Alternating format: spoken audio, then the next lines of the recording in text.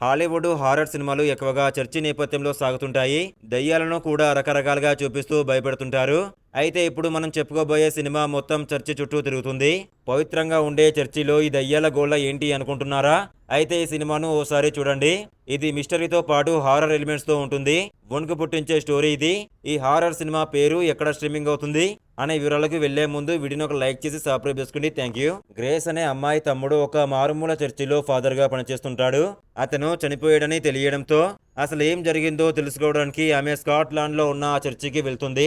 అయితే అక్కడ ఉన్న సిస్టర్స్ తన తమ్ముడు ఆత్మహత్య చేసుకున్నాడని చెబుతారు. కానీ గ్రేస్ కు అది నమ్మినట్టు అనిపించదు. అక్కడి వాతావరణం, వాళ్ళ ప్రవర్తన చూస్తుంటే ఏదో పెద్దగా దాస్తున్నారని ఆమెకు అనుమానం వస్తుంది.